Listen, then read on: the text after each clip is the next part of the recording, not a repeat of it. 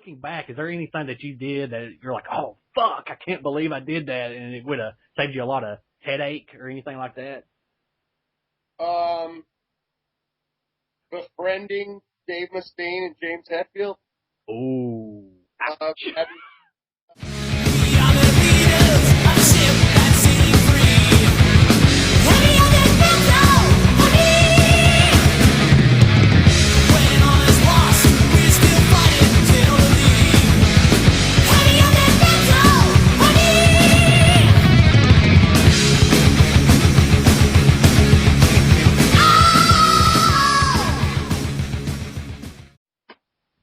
Hello there, everybody. This is TJ Fowler for Skullbanger.net here in Kuopio, Finland.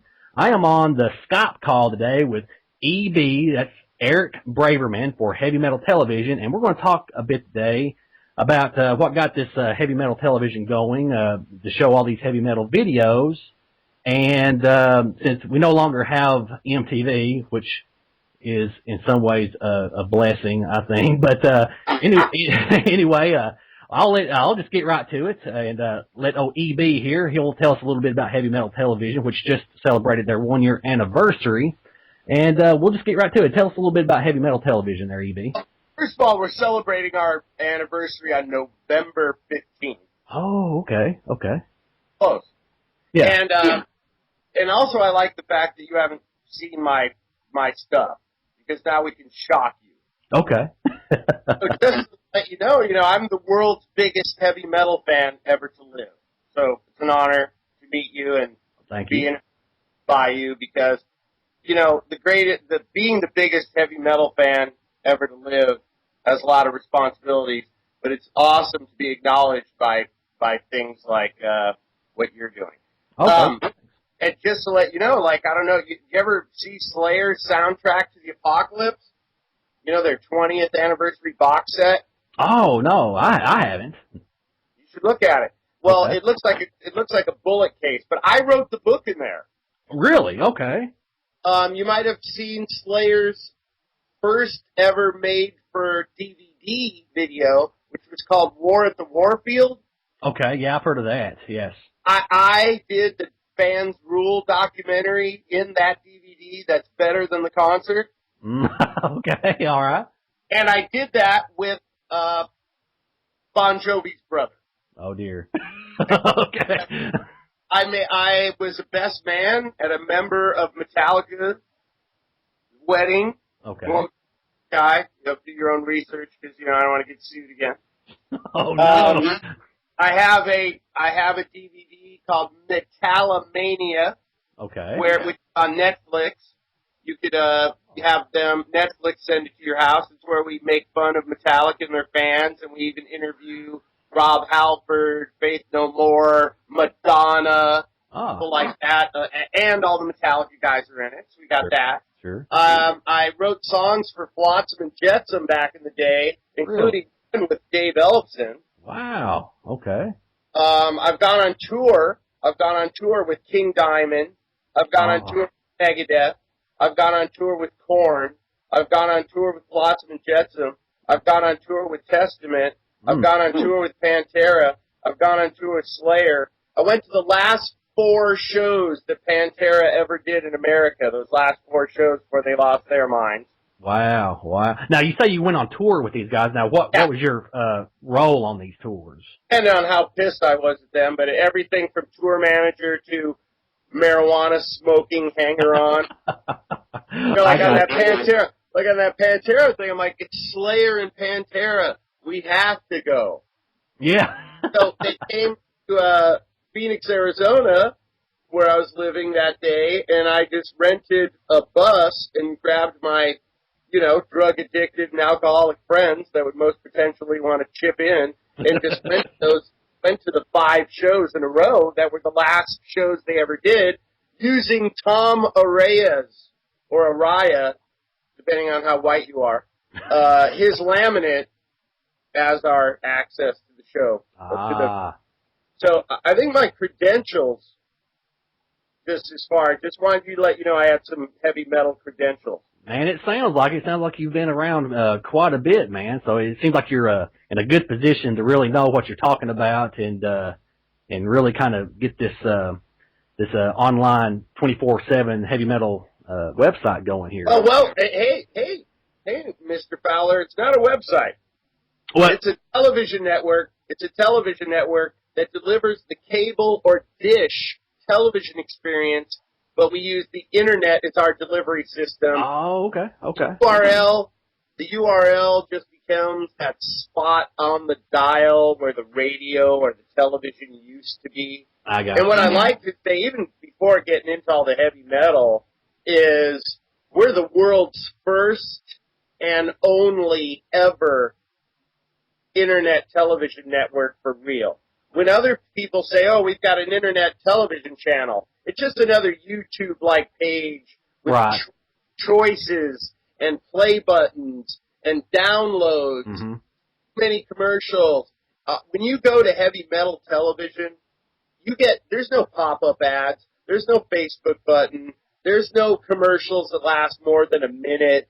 Right. Yeah, and that's what I've noticed. Like you said, obviously I call it a website just out of habit, but It has no navigation. yeah, you just go there and it plays the videos for you, and then like you said, there's no pop-ups, there's no other buttons to press, there's no links. It's just your videos, and then every now and then you'll have like something that's promoting like a band or something like that. Then you go back to your videos and then some VJs. Yeah, just the breaks are VJs. We have little hosts we call VJs. Yeah. And then we have promos or short commercials or just cool bumpers of exploding stuff.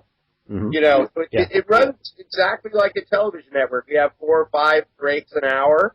Right. And we also play 40 years of heavy metal history without any ghettoization, meaning Def Leppard and Cattle Decapitation play right next to each other. Right. Twisted Sister and the Butcher Babies play right next to each other. Cool. Five Finger Death Punch and Rush play right next to each other. All right. Well, now that you've told us a little bit about yourself and the station as well, so tell me, like you said earlier, November 15th will be your 1-year anniversary. So what propelled you to start this? Because obviously, bands still make videos, but you really don't see them in America anyway. MTV gave up on them a long time ago. But so what propelled you to kind of get going here? Well, there's a couple of as a lot of things that are historic. It's like there are events that lead to it.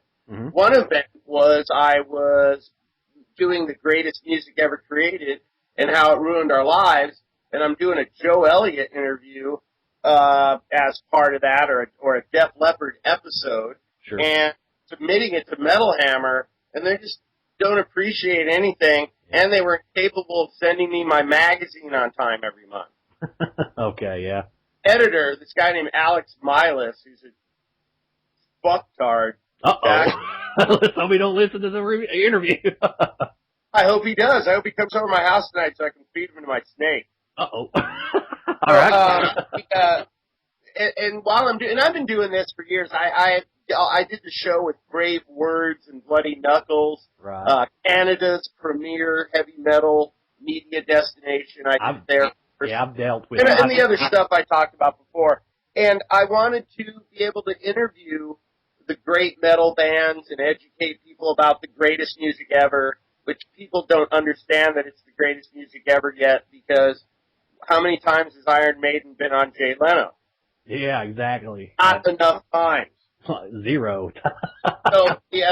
So I wanted to kind of work on that, and I also wanted to create a heavy metal experience that I myself, as the biggest heavy metal fan of all time, would enjoy. Sure. Something that somebody that understands that it's not all about the different genres or different times or whatever. Mm-hmm. You can enjoy Loudness and Lamb of God in the same hour. Sure. So, it's just as long as it has some good musical elements or some cool visual elements. So I asked my technical team, as we were going to make a website called thegreatestmusicever.com, I asked, well, why aren't there internet television networks? We have the technology, and Google and Apple and Microsoft and Intel, etc., are always talking about internet television. Where is it? Well, my technical people in no uncertain terms said, oh yeah, we can do that. So we set a course of creating a visual radio station, a la what MTV used to be many, many years ago, where you saw music videos 24 hours a day. You had an experience where you could just kick back and hear the kind of music you like, be exposed to new stuff, see your favorite stuff, cool visuals happening the whole time, you know, in case you're smoking some weed or you took some mud. You just want to escape the fact that you know, have a family, whatever it is, and just kind of create that experience. So we just started building it, and now we're doing it. Awesome. So that's kind of really how it happened. Is I wanted a place to do metal stuff, and you know, there are a lot of bands more than ever.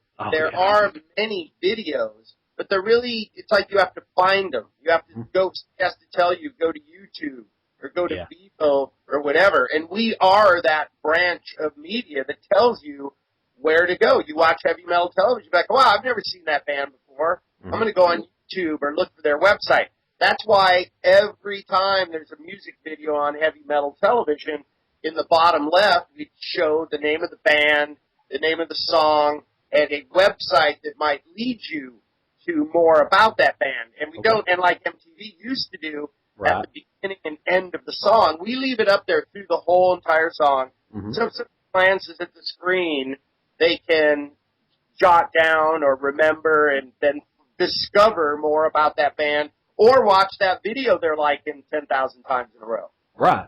And I remember when MTV showed those videos, they'd give that info box down the bottom corner of the screen, which obviously that's cool, but it would go off, and I remember so many times, oh, man, this band's pretty cool, and I would miss both the first info box and the one at the one at the end because I would forget to look, and then I'd have to wait for it to come back up in rotation if they ever played it again. So trying to open your beer and stuff or right. whatever. But yeah, that was why we left up there, because we're really trying to be very friendly to the music industry, which has hurt itself in a lot of ways. We also keep track of everything we play and submit those reports to the publishing companies, BMI, ASCAP, CSAC, and are happy to pay those fees, unlike Pandora or Google, which are trying to sue bands out of the 1% they get now. Wow. I don't know if it's supposed to go from 1%, but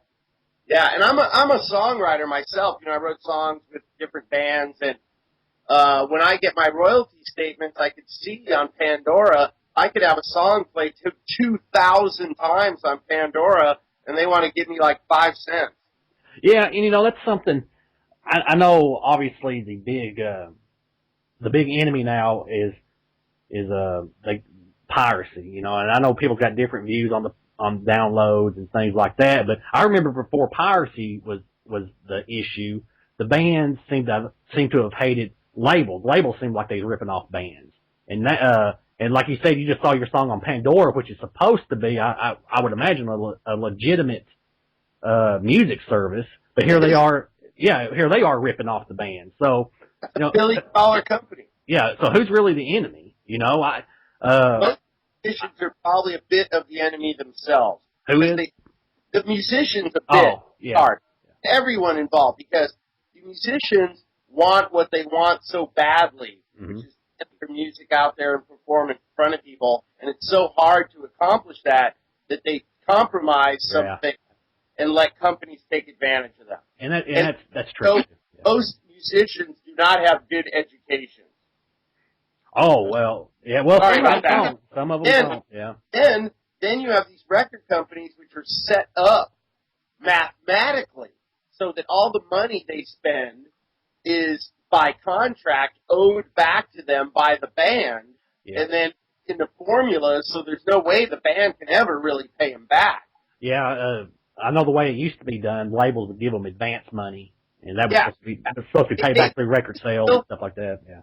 They still do advances for some bands, and depending on the leverage and the manager and who knows who. Sure. But I think the record companies are most at fault in all this, because when the internet started gaining steam years ago, they didn't embrace it and look at it the delivery method it could be.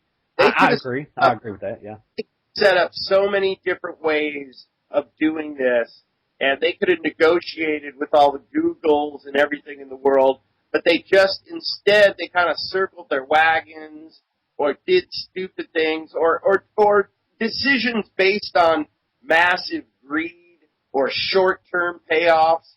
Yeah. So they kind of gutted themselves. It'd be like a deer hunting itself, shooting itself, then gutting itself, then bitching about it. And that's true. And, and I keep hearing that in Hollywood, too, that they act like, and I'll be the first to say, let's just call piracy what it is. It's theft, okay? I understand it's theft. But for what I hear, the Hollywood and the record labels say, they seem to equate every illegal download with a lost sale. And honestly, EB, I don't think every download is a lost sale. I think if it vanished tomorrow and you couldn't download it anymore, I just think a lot of people would just not buy it. I could be wrong on that. I know they would recoup. Right. They could recoup some of it. Some people would go buy it, but I don't know. I believe that what you're saying is a big component of some of the fear-driven decisions made by these music business entities. But it's almost like no one has done the right thing professionally, and then all the young folks growing up, this is what they're taught to do by the community or environment they're in at large. So it's the environment they're put into. What's the easiest thing to do? It's just to go download some stuff from a torrent. And then furthermore, how much does a disc cost? Now we're getting out of discs, but in the last 20 years, 30 years of the reign of the CD, a disc costs, 50 cents for a piece of plastic? Oh, yeah, to actually, make it. And then a record company, they were charging people $15 for these things, sometimes more. Well, you ought to see what they cost here in Finland if you go to a record store. It's bad. The record companies just set themselves up with such high budgets and so much greed that, like, a kid in a small town that doesn't have money, $15 is a decision for him in a month. It is. It is. And they shot everybody. Everybody is a little bit guilty, but I think, again, people with absolute power are usually absolutely corrupted. Yeah. So these record companies, they were just so on top of the entire music business until the last few years as the internet took that away from them. But it's like they saw the internet coming from a million miles away. Sure, yeah. They saw it coming and it still hit them. It's hit them right now, and they still don't make the right moves. No. Well, let's get back to heavy metal television. I know we got off track just a little bit there, but I was going to ask you, to get this started, obviously you had technical people and stuff, but what were some of the challenges, such as, like licensing or getting the videos, technical limitations? What were some of the biggest challenges or problems that it took to get this thing off the ground? Well, right off the bat, it's what we are. Since we're the only business of this type in the universe, right off the bat, we went into the powers that be to get a license. And there are internet radio station licenses. Mm-hmm. So I went in to get my internet television network license. They just looked at me and said, there was one? I'm like, no. We're so ahead of the game that they don't even have that license yet, so it's kind of a Wild West. Okay. And then it's building what I want to do, having people understand what I'm doing, even heavy metal public relations companies or record labels. Like, I would go in and explain to them what I'm doing, and they would just ask questions like about a website. Well, what about downloading, or what kind of navigation, or where can we scroll down to see this, or where can we scroll down to see interviews, or what's up with Facebook? And it's like, Facebook, for one thing, has been not legitimate to me once they tried to sell me themselves. Facebook tried to sell me likes. Oh yeah, that's such a freaking farce, man. Yeah, but I mean, people, it's like the biggest website in the world, 1 billion people on it. It's like, don't people understand that it's just a crooked enterprise? I mean, they themselves try to sell heavy metal television likes every month.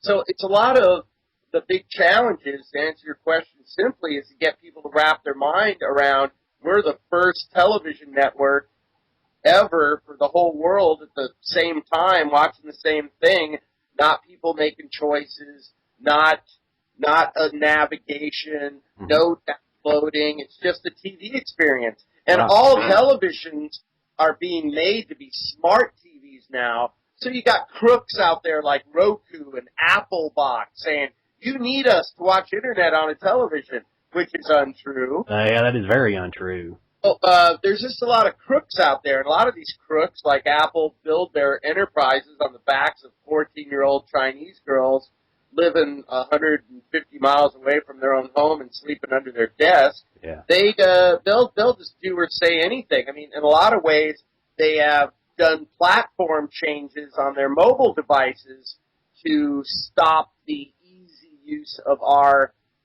product, heavy metal television, because they can't believe that they don't have Google television or Android television or Apple television, and they feel like idiots that Soulfly and Pantera fans have the first internet television network ever. Not Fox News, not ABC, not ESPN, not CNN, heavy metal television, end of story.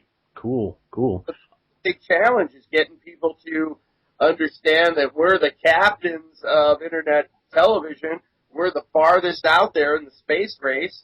I mean, even record companies, I mean, just getting them to embrace it, they're like scared of it because it's internet related. One of the labels that got it right off the bat and threw their doors open and just basically gave me the keys to their building so I can get in it when they're not even there and get what I need are a fellow named Brian Slagle. And Metal Blade. So, like, I told Brian Slagle and his people what I was doing, and they were like, they asked 3 questions and then just gave me a link to their vaults. Awesome. Where another label right down the street, like maybe Nuclear Blast Records, I'm still trying to explain to them why it's good for them to send us videos. See, I was going to ask you about that. Now, what to get the videos, like, obviously, you just kind of told me the answer, Metal Blade opened the doors for you. Nuclear Blast, which I would think would be totally embracing it. They're one of the bigger labels that they're not really on board yet. It's really hard for me to tell. They have a lot of bands that we play. Yeah. But you got these things in a lot of different ways. TJ, I've been doing this a long time, so I have a lot of promotional DVDs just laying around my house. I start putting into it. Yeah. Then I asked some bands, like a band like Clutch. Sure. Yeah. We all like Clutch. They just told us, hey, can't you just go to YouTube and take the videos you want? So many goofy different ways. But yes, there's been some labels that are almost like they're just getting to understand it. Like, and then again, other bands, like a company that is just a video marketing company, meaning like their own label hires this other company to just market their newest video to the internet. Yeah. That third-party company would get a hold of us. There's one called Bedford Music, which is not even a metal company. I don't even know why they're getting a couple of these videos, and neither do they. But they're real nice ladies in New York City, and they sent us like Super Collider by Megadeth, the late Korn video. They just sent us Alter Bridge like the day it came out a couple of days ago, which was surprisingly good, actually. So we get these things from all different sources. Plus, if some young kids that don't even have a label that just make a cool video because there's so much easy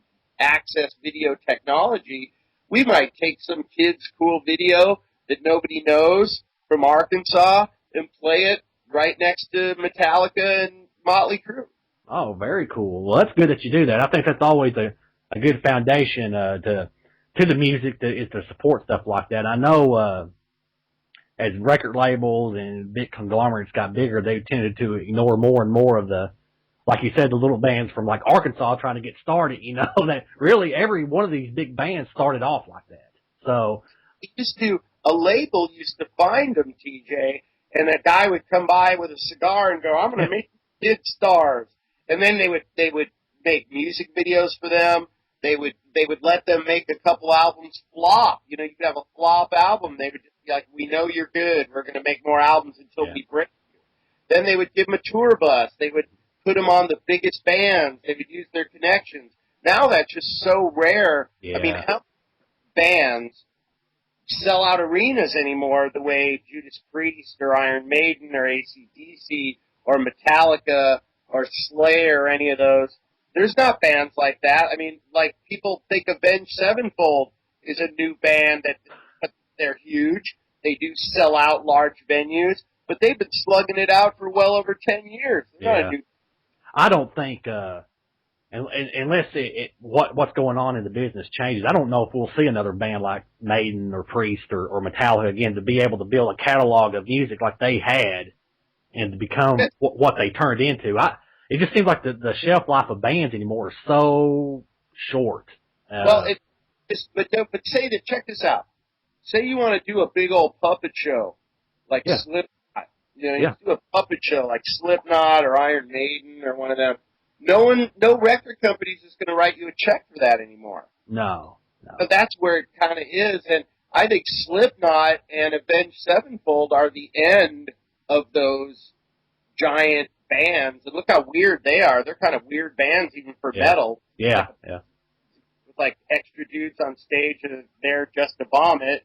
And then you have Avenged Sevenfold, which sounds like a traditional metal band until the singer sings. Well, yeah. I mean, he's not a bad singer, but it's almost like a lot of times when he's singing, it's weird. It almost becomes like not metal, even though they're doing dual guitar Iron Maiden type solos. But those are the last. I mean, what other band has come up that's big like that? I mean, there's not any. Well, I'll take that back in a degree. Well, Avenged Sevenfold I know is going to be known more, but like Sabaton from Sweden. Now go ahead.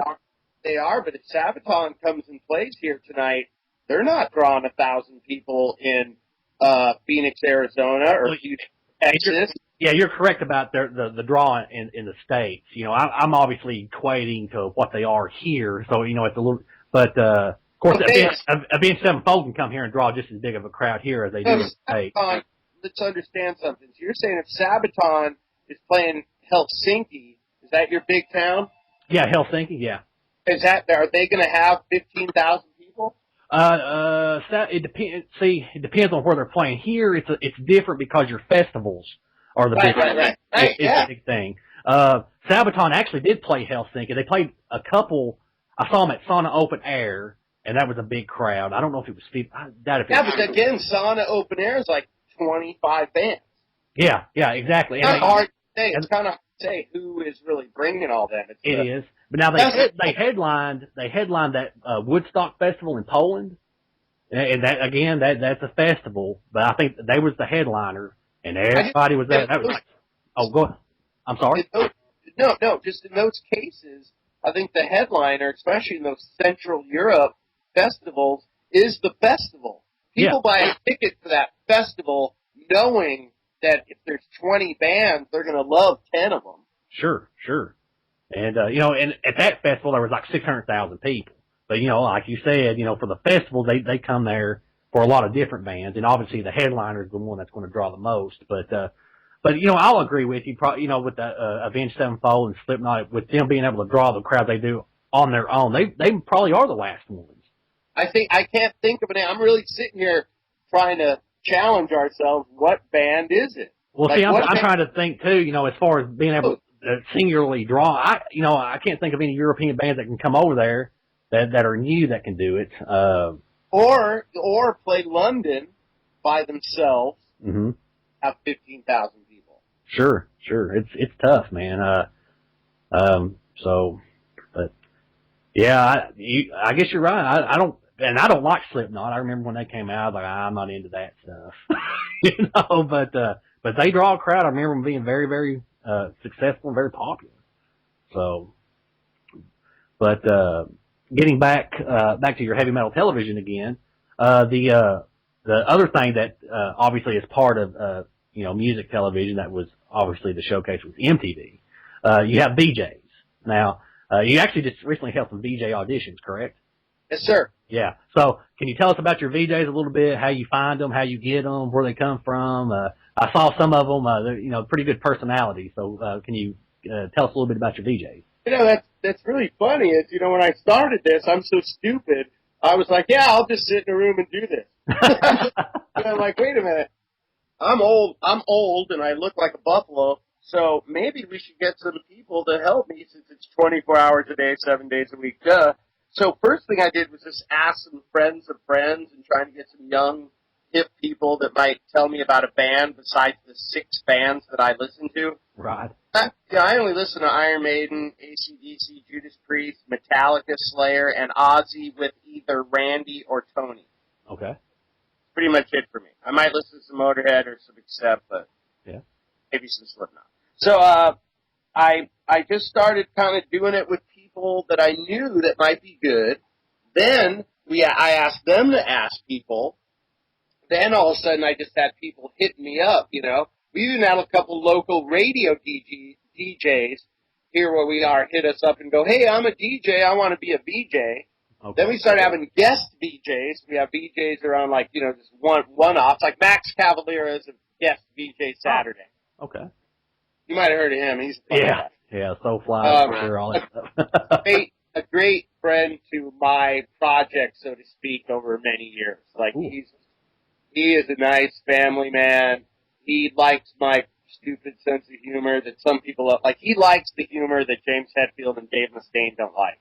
Oh well, well, the 2 people you just mentioned there, there's a lot of things that's not to like. But I'm sorry, I shouldn't say such things. Yeah, Go ahead. You're hiding in Finland. Well, those guys are both mental. I mean, I'm a huge fan of Dave Mustaine and James Hetfield, and I know them both, and they know me really pretty well. Yeah. I've been to probably 100 of each of their shows easily.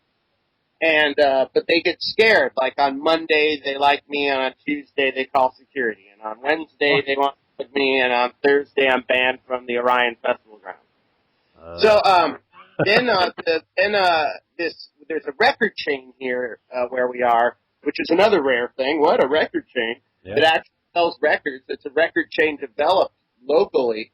And they have like 6 or 7 stores, and we know a lot of the goofy folks that work over there, and they all just kind of came up with, they know our publicist, and our publicist, who's a writer, was talking to them and saying, let's do some kind of an event, an in-store, like a heavy metal television in-store.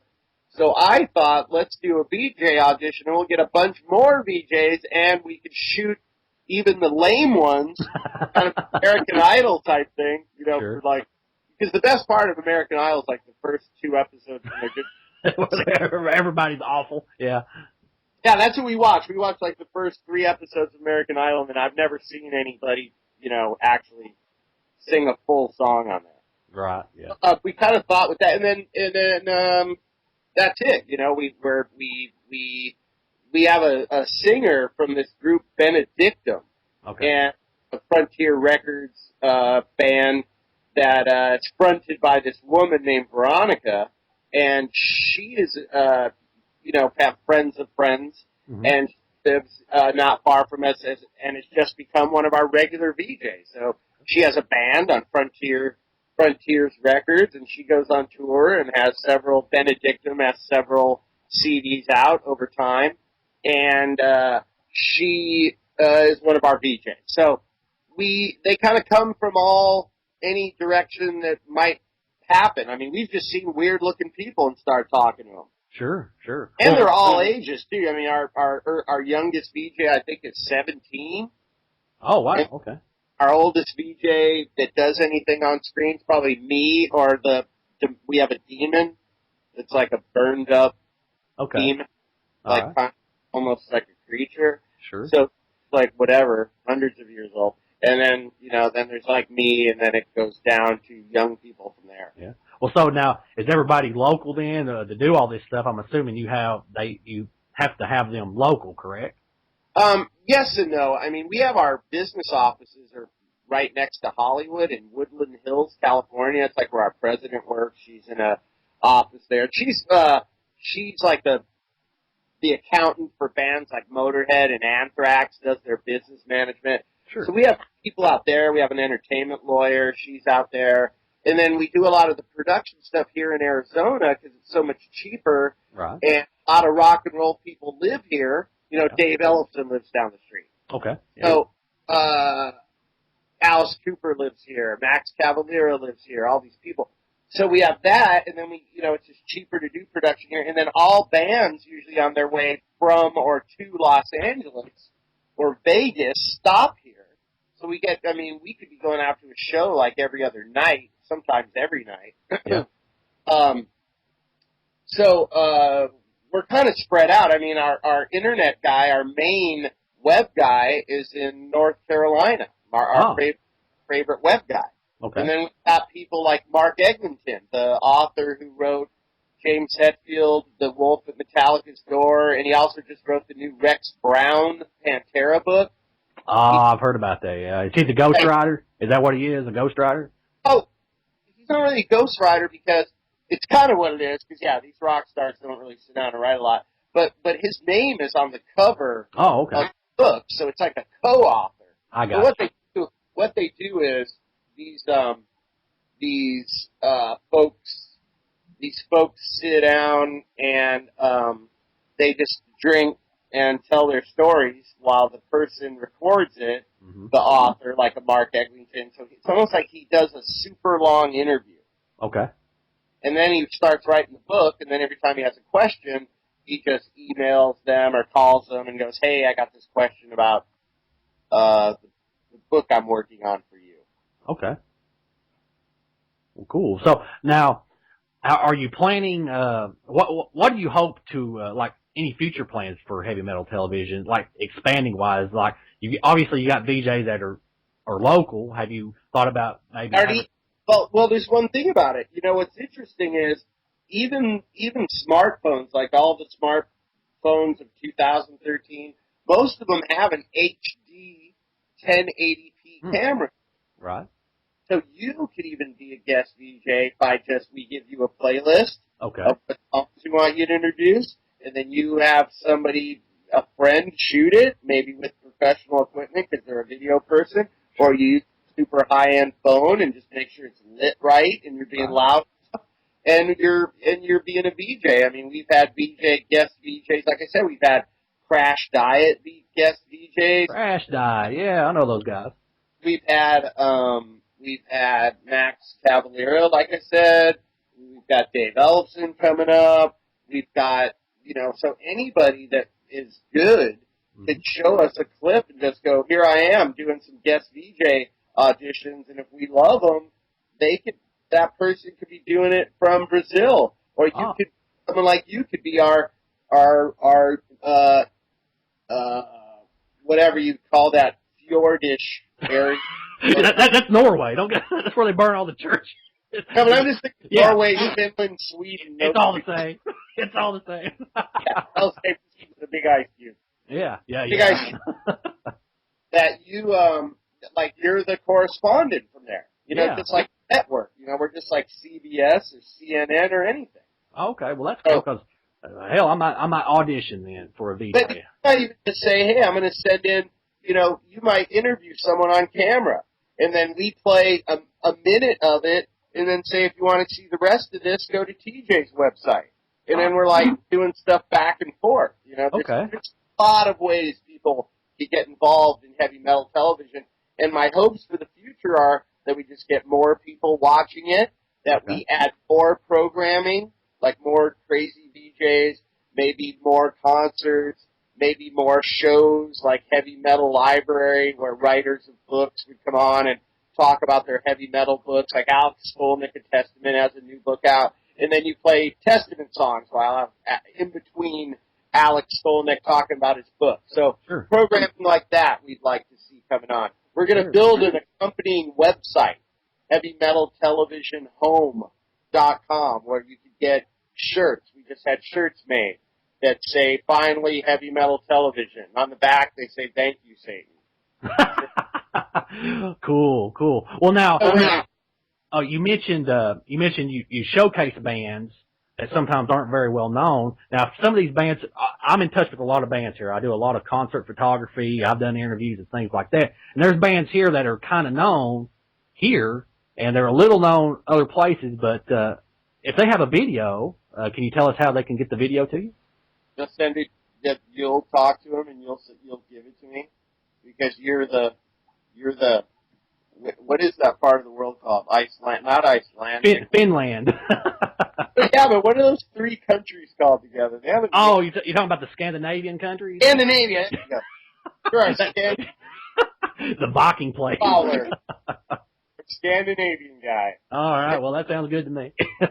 Well, email us that file, because if it's approved by TJ Fowler because the video looks cool, even if it's a cheap made one, like the Red Fang makes, which is cheap but it's like entertaining. Sure. Or the song is just so awesome.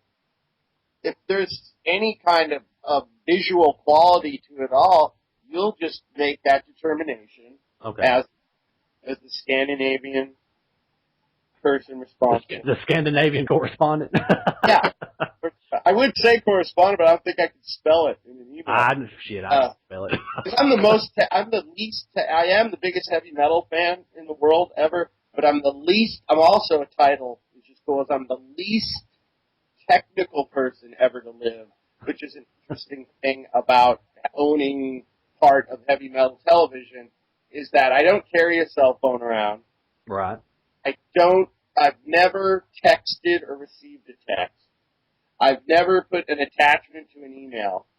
I don't allow cable or dish TV into my home. Okay.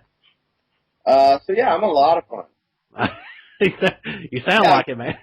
Now, I want to issue this challenge to you here. Now, you said you're the biggest heavy metal fan. Now, listen to me. How do you think Man-O-War would take to that? Do you think Man-O-War would be upset with you making such a claim? Why would Man-O-War?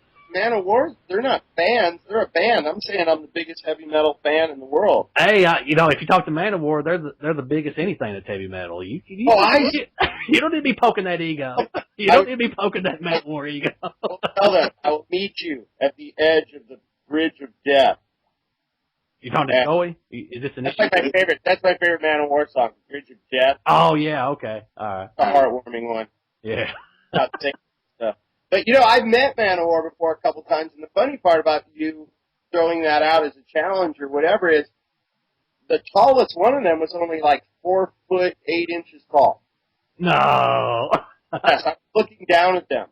Really? Because they rarely tour the States, because when they play in Europe, they're bigger than Metallica. Yeah.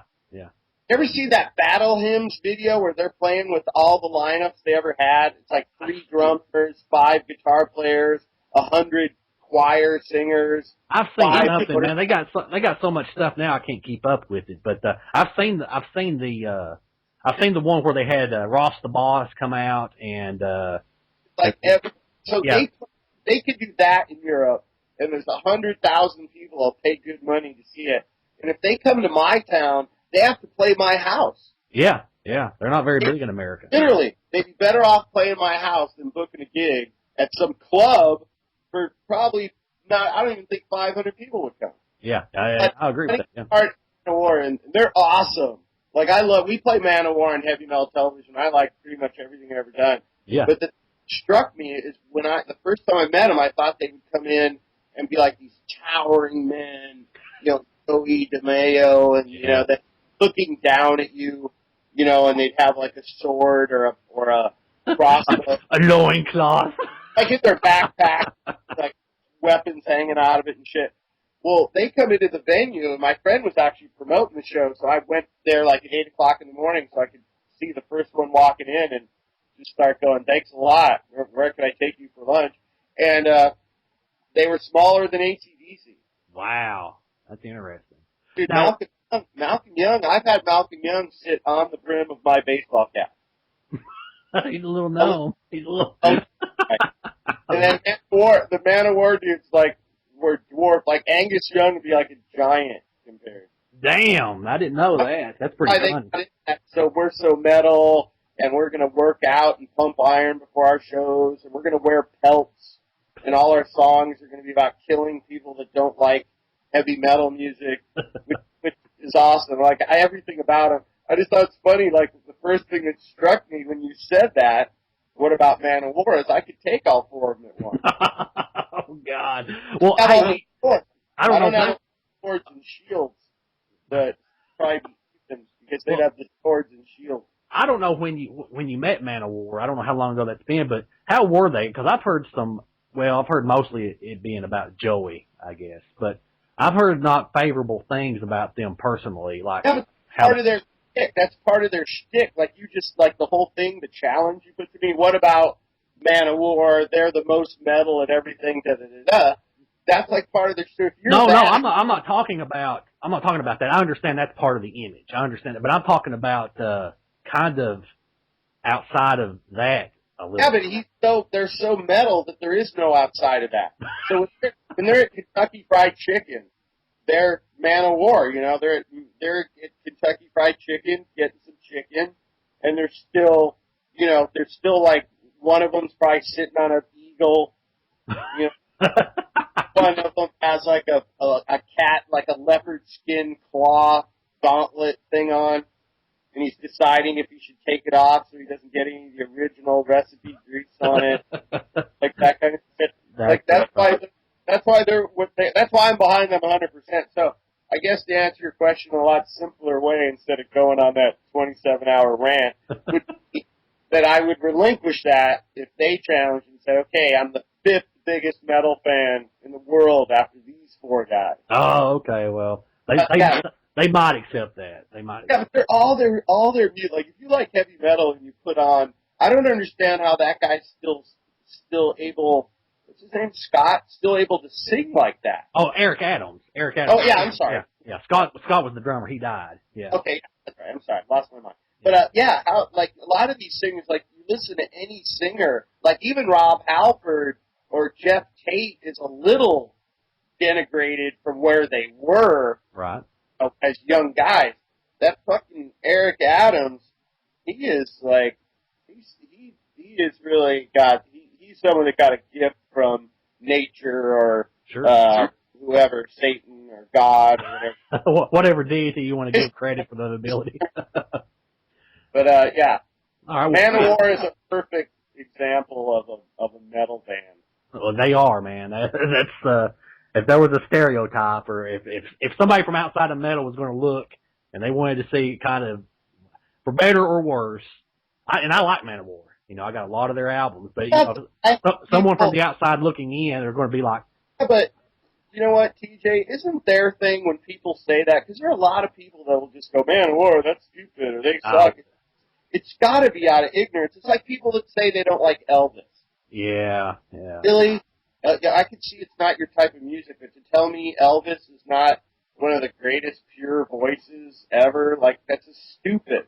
So a person, especially a person that likes any kind of metal, any kind at all, to say, that Man of War isn't a good metal band would mean that they're mental or that they have some kind of a brain damage or a malnourished brain.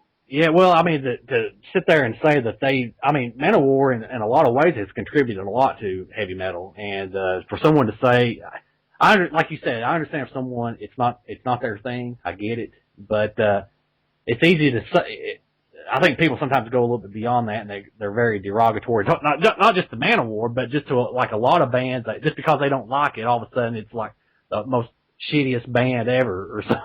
I know, it's totally like musicianship-wise, like how well they play is enough. Yeah, and like an example for me is like Dream Theater. I don't like Dream Theater. I never have liked Dream Theater, but I don't like Dream Theater. I don't like anything about it, but they're very, very talented musicians. And I mean, you can't say that they're not. I mean, but Funny, we got to laugh together about this. There's only 12 bands that heavy metal television won't play. Like, we had all the arguments about the playlist before we got started. And I made kind of a joke. So I'm like, we're not going to play Dream Theater, are we? And we never have. That's funny. And we're still laughing about it. We might even just pick as a favor to them and just say, hey, 100% Dream Theater free television. That's fun. Well, so what's the reasoning behind that? Just because you can't stand it? There's just something about them, like they're all awesome musicians, every one of them, awesome. They play beautifully together. They give to their fans. They make quality recordings, and they just suck. Oh God! Check it out. You know what the best thing? I've gone to some Dream Theater shows that someone made me go to. One night they played Master of Puppets, the whole album. Yeah. That was awesome. And I'm like, so they're going to play, and it was like a place where they were playing 2 nights in a row, like a little theater. So like the second night they played Master of Puppets. Then I went and saw them another time where somebody told me, oh, you got to come, they're going to do something awesome. And they played the Number of the Beast album. Right, yeah. Like the whole album. Yeah, I've heard. I've done that, yeah. Like, this is just what they should do.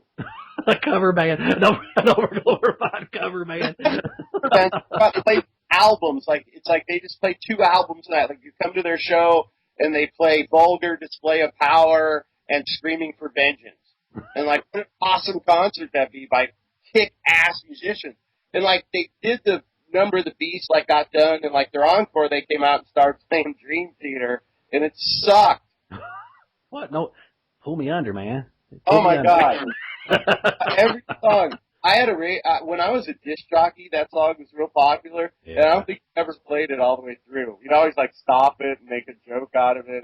There's something about them that's like that. Like, if you're a goofy person that likes to make silly jokes like we do, or something like that, or you maybe even kind of country-ish, like, you know, me and you kind of country guys, like, how we can't relate to that while we're sitting by our still, you know, in the forest, drinking out of our still, our homemade booze, and with our raccoon hat. It's weird. Like, Dream Theater is just going to be, we'd rather listen to George Jones than We don't need no rocking chair, and we don't need no Dream Theater either.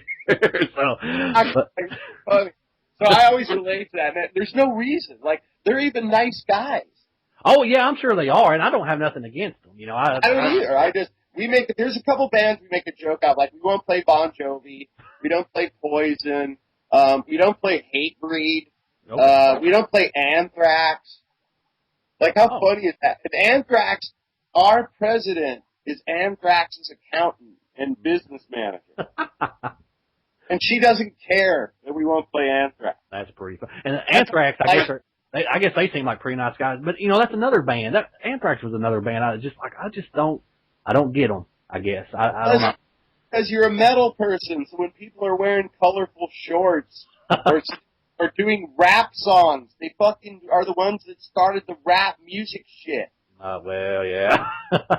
A couple of years ago, Scott Ian's wife, Pearl, she's a really nice woman, beautiful singer herself, very talented. She has her own stuff out. Her name's Pearl. Her dad's Meatloaf, by the way, so it's a very musical family. Well, she came to us and said, hey, will you guys make a Scott 40th anniversary, 40th birthday video? Mm-hmm. So we thought we'd do that. So we got, like, Kirk Hammett, like, in a stall actually taking a shit, and when the poop's in the toilet, he says, like, that's the new Anthrax CD. Well, at one point, I just take out a gun. I can't remember what one of my guns is. Probably just like a 38 special. Took it out and just pointed at the camera. That's all I said through the whole video. I just take out, I'm like, Scott, you're the fucking guy who got rap and metal together. Uh-oh. I am the man and Public Enemy. Public Enemy was fine by themselves, but you did this. Now we have Limp Bizkit and all this other fucked up shit. Look down the barrel. Oh, shit. So did he see that? Did he see that video? Oh, yeah. They played at his birthday party. It was like Brian Posehn, that comedian. There was like a Slayer dude. There was other Metallica people. It was just a big, like, it's just like a roast, kind of a little quick roast video. So at his birthday party, she didn't give him like a big elaborate gift. She's just like, hey, everybody, watch the TV screen now. And none of us are there, of course, at this party. And they just done this hideous video where we were so fucking mean. I mean, Kirk Hammett's on the toilet. That's funny. That's funny. Like, yeah, happy birthday, Scott. Did you ever hear what he thought about that? Last time they came to town, here in my town, I was going to come down and do a heavy metal television bit, and it was on my birthday, here in March, and their manager was talking to the accountant and business manager, and when isn't heavy metal television going down to Anthrax and cover that? And she tells them, well, it's Eric's birthday, so as a gift, he won't be going down there. As a gift to himself, he will not be attending. So we have as much fun as we can. It sounds like it. Well, I know we're hitting about an hour here on the interview. I guess I can get ready to wrap it up. But I guess the one thing I want to ask, obviously, when you try to do something like heavy metal television, you've been in the music business / entertainment side of the things a long time. I know as you go through a lot of stuff, there's mistakes that can be made or whatever. Looking back, is there anything that you did that you're like, oh, fuck, I can't believe I did that, and it would have saved you a lot of headache or anything like that? Befriending Dave Mustaine and James Hetfield. Ooh.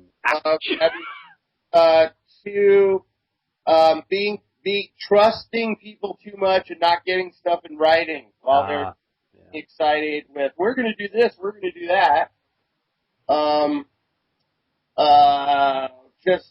There's things like that, probably. Not going to enough Pantera shows. Oh, sure. Okay. Well, cool. Well, here at the very end here, this is your opportunity too. Also, tell everybody out there again about heavy metal television, where they can find it, and anything you want to try to promote the website for. Thank you, TJ. If you just Google the words heavy and metal, you'll find us above every heavy metal website on earth. Above that metal show, above Iron Maiden, we're probably on the first page. So all you got to do is look up heavy metal television. You don't even need to know the .com part. You'll find it in 2 seconds. If you search heavy metal TV, you'll find it. It is the first and only ever 24-hour internet television network. It's 40 years of heavy metal history every hour or so, from Led Zeppelin to the Butcher Babies. It's free forever to the fans, and just want people to check it out, tell their friends about it, enjoy it, use it as a radio station, a television network, a party tool. And if anybody needs us, we're out there. We're easy to find.